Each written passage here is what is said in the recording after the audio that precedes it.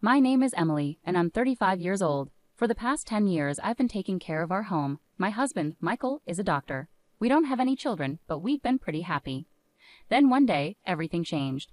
Michael came home late as usual and told me something shocking. I want a divorce. I'm marrying someone else, he said. I was stunned. What do you mean? I asked. We didn't marry for love, he added, and he was right.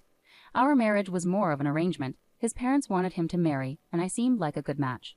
We barely knew each other before we got married. The only thing we really had in common was our last name. Looking back, maybe I liked the idea of sharing the same last name, so we rushed into marriage, and for a while, things were okay. I never thought we'd end up divorcing after 10 years. Even though our marriage wasn't based on love, we'd been together for so long. But now, out of the blue, you want to marry someone else. When did you start betraying me? I asked, but Michael denied it. He said he met this nurse at the hospital about a year ago and was attracted to her charm. He said he was tired of living with someone as boring as me. I was shocked and hurt. How can you say that after all these years? I asked, but Michael was cold. He said living with me had been like hell, and he was done. I agreed to the divorce, even though it broke my heart. Then Michael revealed something else. We don't even need to go through the legal process because I never officially registered our marriage. We were just living together, not legally married. I felt betrayed and angry. Michael had kept this secret from me all these years, and now he was using it to avoid giving me anything in the divorce. The day we thought our marriage would be registered was actually the day it officially ended. I couldn't go because of an urgent matter, he said, but it turns out I never submitted it. Not submitted? Are you joking? We've been living as a married couple for 10 years. It's impossible that you didn't submit it, I exclaimed. Normally, yes. But I made that rule at the beginning. If you went to the office, everything would be ruined. When we got married, we made some rules. I, as a homemaker, would handle all the household chores. I was on an allowance and part-time work was prohibited. And Michael would handle all governmental and official matters. Why would you do such a thing? I asked. Because I was about to be forced into a marriage with someone I didn't love. I wasn't going to submit it easily. I was saving marriage for someone I truly wanted to be with. Then you should have refused the marriage proposal in the first place. I couldn't refuse. My parents are stubborn and wouldn't listen. What would have happened if I said I didn't want to marry? Plus, I wanted a housekeeper. I'm a busy doctor and can't often tend to household chores, so I decided to marry you as a housekeeper. It was a good deal for you too, right? You could eat well and have a roof over your head without working. You seemed desperate to get married too. Maybe you felt pressured because your friends were getting married. Even though we weren't actually married, you were seen as the woman who married a doctor.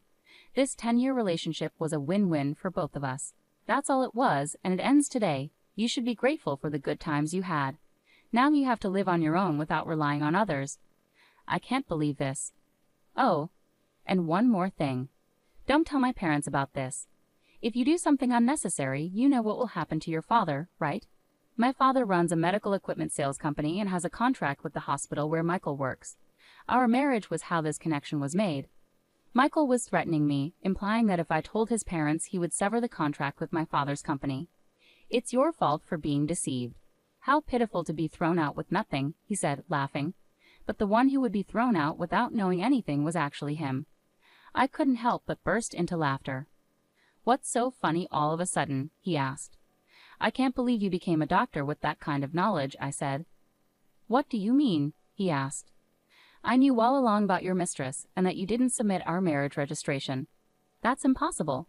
That's why I've been preparing, waiting for the day you'd bring it up yourself. I continued, I had a gut feeling about your infidelity for the past 6 months, but I lacked solid evidence to confront you.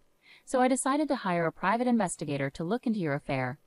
The investigator told me, ma'am, there are 2 things I need to tell you. The first is that your husband is indeed having an affair. We got evidence of him entering a hotel with a nurse from his workplace. And the second is from their conversations. There's a possibility that you two are not legally married. Not legally married? What does that mean? I asked. I'd overheard your husband and his mistress at a cafe, the investigator continued. He said they didn't need to worry about alimony or property division since they never submitted a marriage registration. What? I can't believe it. We've been living as a married couple for 10 years. I don't know why he didn't submit the marriage registration. That's why he never let me handle any official procedures. Yeah, that seems to be the case. I can't believe this. How could this happen? It's unusual to hear about not submitting a marriage registration for 10 years, but it's not unheard of. This is too much. Am I just supposed to accept this? If we were never married from the start, there's nothing I can do. Not necessarily. What do you mean? Let's make him pay for deceiving you for 10 years. First, we need to prepare without him noticing, the investigator suggested. So I started preparing with the investigator to take action against my husband. So what if you knew we were never legally married from the start? Does that justify your actions with other women? Do you think you can avoid taking any responsibility? He said, trying to dismiss his actions. You called me pitiful for not knowing the truth, but it turns out you were the one who was pitiful. What do you mean? We're considered to be in a common law relationship on paper. So what? You might not know, but you can actually claim alimony and divide property in a common law relationship. What? He didn't know that not registering our marriage would come back to bite him. In a common law relationship, you can make claims. It's not widely known, but it's possible. Of course, there are conditions. From what I see in your case, it seems you meet those conditions. What are these conditions? The common law relationship is established based on two main criteria. First, both parties must have intended to marry. It's not just about living together, there must be a mutual intention to marry. This can be shown through things like having a wedding ceremony or being recognized as a couple by others. We did have a wedding ceremony, and our families and friends recognize us as a couple. So we meet the first criterion. The second criterion is living as if married. This includes sharing a household for more than 3 years. You've been living together as a couple for over 10 years. As a homemaker, you've obviously shared the household finances. This is recognized as a marital relationship. So that means if you can provide proof of what we discussed, you can claim alimony and divide property. I'm not an expert in this area, so I'll introduce you to a lawyer. You can work with them to bring him down. After consulting the lawyer I was referred to, I learned that I could indeed claim alimony and property division from my husband. I'm going to demand alimony and property division from you, I informed my husband, who turned pale. His confidence, which had been evident just a moment ago, was gone. But even if you can claim alimony and property division, you're just an unemployed woman. Do you plan to rely on your parents after being kicked out? He asked. Didn't I say I was preparing? I've already found a job starting next month. I've also found a new place to live. Don't worry about me. You thought I, a clueless homemaker, would be helpless, but the tables have turned. I'll make sure to discuss this with your parents, just so you know. Do you not care what happens to your father? If they want to break the contract, let them. Sure, you were the link to the hospital, but the contract continued because of my father and his company's efforts. Whether or not they keep the contract is up to them. Let's see if they'll break a contract just because the doctor's wife of 10 years was a lie. Try saying that. My father and I won't be affected if the contract is broken over this. It only shows the depth of their trust. We'll just find another hospital to partner with, I said firmly, taking out my phone. You're not calling your parents, are you? He asked nervously. That's exactly what I'm doing. Our parents think we're still married. It's only natural to inform them if this relationship is ending. To my surprise, my husband began to apologize. Please let me talk to them. Don't call. Why? You know how strict my parents are. If they find out about this, it's over. What does that have to do with me? Huh? You're asking me not to tell the truth because your parents are strict? Are you kidding? You could have refused to marry me from the start if you didn't intend to. After 10 years of a marriage based on lies, you're afraid of your parents finding out. I can't accept such a convenient story, but I can accept telling them the truth. I'll make sure both your parents and mine know everything. And so I called both sets of parents.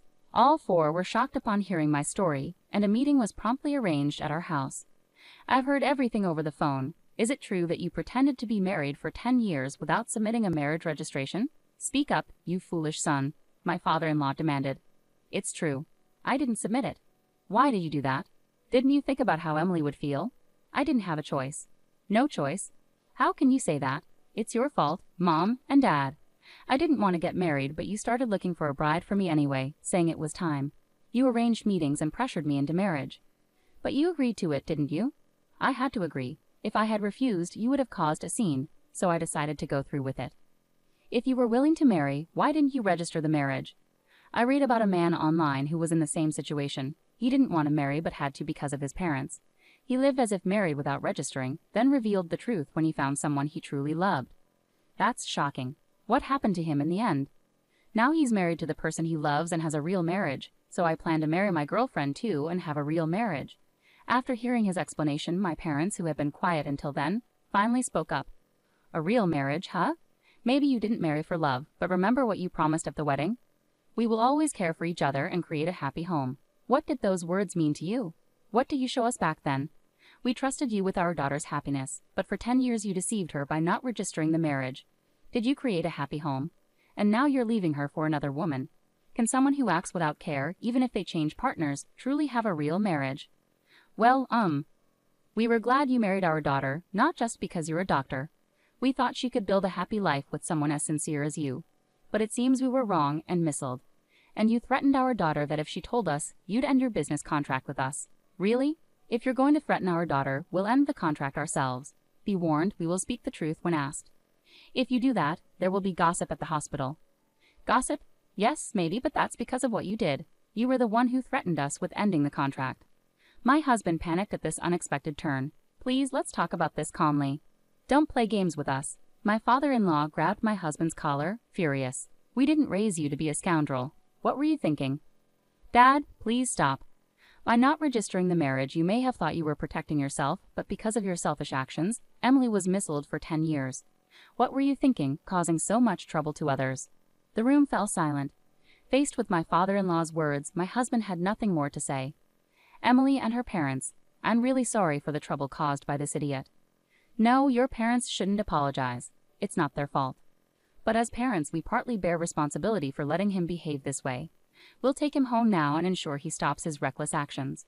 We'll handle the aftermath properly. We're deeply sorry for all of this. With that, my husband was taken away by his parents to their home. You've been through so much. You should come back home for now and rest. We'll figure out the next steps later.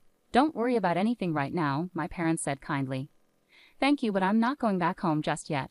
There are things I need to take care of. I declined and chose to stay in my own home.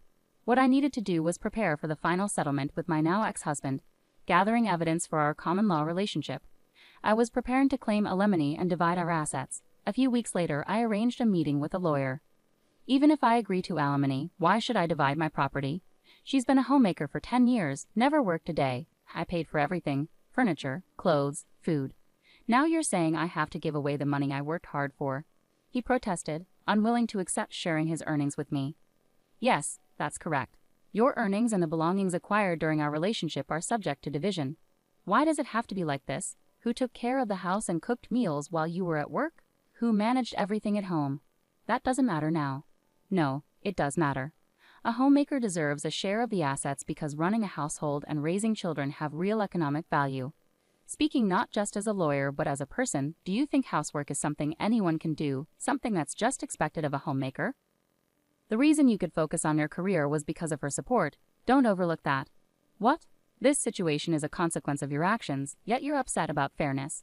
What did you say? Never mind. Anyway, she's entitled to half of our assets through property division. That's how it works. Damn. As for alimony, we're seeking $100,000 from you. $100,000? Why so much for a relationship that wasn't even legally married? It's precisely because it wasn't a legal marriage. Typically, alimony in common law relationships ranges from $10,000 to $40,000. However, in your case, you pretended to be married for 10 years and then tried to discard her when you found someone else. The amount is based on the seriousness and duration of your actions. But still, you might think 10 years is short, but it's longer than you realize. During that time, she committed herself to you, believing you were married. You have no right to complain after betraying her. It was a powerful response. He had no rebuttal and reluctantly agreed to my terms. Later, I also sent a notice of claim for alimony to his mistress. With the help of an investigator, I knew who she was and where she worked, a nurse at the same hospital where he did. Wait, this isn't what you told me. What's going on? I told you not to approach me at work. I received this from your wife. You said there wouldn't be any alimony because we weren't legally married. What's going on? Later, I found out that in a panic after receiving the alimony claim from me, she confronted him at the hospital with the notice. All right, let's talk about this later, not here. There are too many people around. We'll both be in trouble if this gets out. I don't care about that. I can't afford this kind of alimony. You said it would be fine, so you should pay it. What? I'm not paying anything. You wanted this relationship. You said I was the one for you, that you wanted to marry me. Hey, keep it down. Everyone can hear us. Just so you know, I'm not the one at fault here. If you want to settle things with your wife, handle it yourself. Tell her I don't know her anything, and that you'll sort everything out. Wait. This conversation ended up exposing their affair to the entire hospital, quickly becoming the talk of the place. Then came the final blow when my father requested to terminate our contract with the hospital. I apologize, but we'd like to end our contract by the end of next month. Aware of the rumors, the hospital inquired, "Forgive me for asking, but is the reason for canceling related to Dr. Michael's affair? It's become quite a topic here." Yes, a nurse believed to be involved caused quite a scene. I never imagined he had pretended to be married for 10 years without actually registering. You mean he never filed the marriage registration? Did you know he hadn't done that? All I knew was that he was married and had an affair. What do you mean he didn't file the marriage registration? After my father's request, it came to light that he had deceived me for 10 years by not filing the marriage registration. This news spread among the other nurses. Dr. Michael deceived his wife for 10 years by not filing the marriage registration and had an affair with a nurse. How awful! How could he do that? Could someone really go unnoticed for 10 years?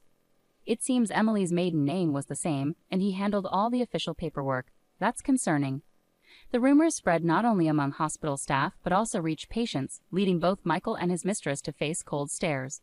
Unable to bear it, they both resigned from the hospital soon after. As my father asked me, "Did you manage to get the alimony?" Yes, I received payments from both him and his mistress. She resisted paying until the end, claiming she was also deceived, but the lawyer explained her argument wouldn't hold, and she reluctantly agreed to pay. That's good. What about you, Dad? Did the contract end up getting canceled? No, that's not happening anymore. He resigned, and because our company is trusted, the hospital asked us to keep the contract. We couldn't cancel it after they asked like that. That's a relief. Afterwards, I started a new life in a new place and found happiness. About a year and a half later, my ex-husband reached out to me. "Is it true you got remarried?" I had married a man I met through work, and somehow he had found out. I wonder whose number this is. You went through the trouble of changing your number just to contact me. Just answer my question. Yes, I got married.